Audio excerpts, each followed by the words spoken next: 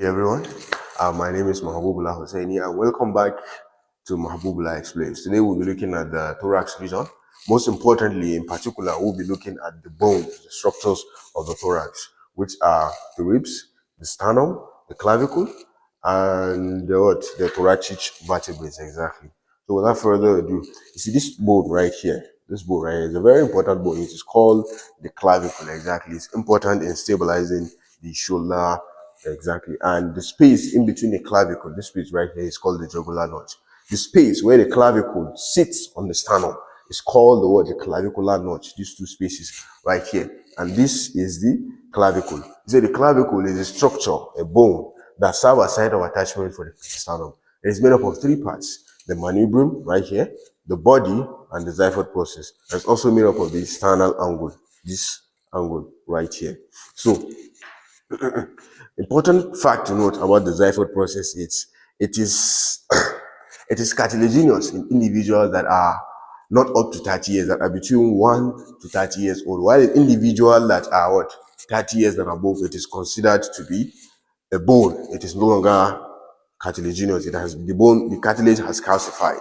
So now we'll be looking at the ribs. You see, in the thorax, we have a total of 12 ribs. The true ribs, which are rib 1 to 7, the false rib, which are rib 8 to 10, and the floating ribs, which are rib 11 and 12 exactly.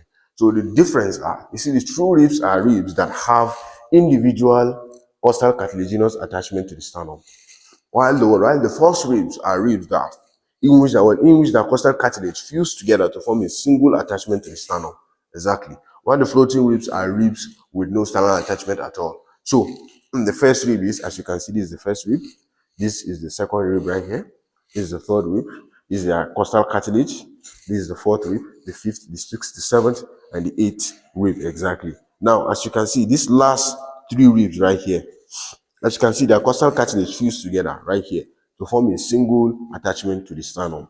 These are the false rib exactly, while the floating ribs are located back here, the 11 and 12 ribs. From the way their name implies, they are floating. They have zero attachment to the sternum. They do not attach to the sternum whatsoever exactly. And now we'll be looking at the 12 thoracic vertebrae. So the 12 thoracic vertebrae are exactly 12 in number. But in individuals may have less or more in some cases, you understand. But the standard is 12. This is the first thoracic vertebrae, the second, the third, the fourth, the fifth, the sixth, the seventh, the eighth, the ninth, and the 12th thoracic vertebrae. As you can see, you can zoom in and look at the structures as much as you like. You can see the difference, zoom in the costal cartilage, the xiphoid process, the manubrium here. Very, very important part of the sternum. And I think that brings this video to a close. We've talked about the bones of the thoracic cage. And inshallah, by God's grace, in our next video, we'll be looking at the structures that are located in the thoracic cage. Thank you very much for watching. Please make sure to like, comment, and subscribe. See you next time.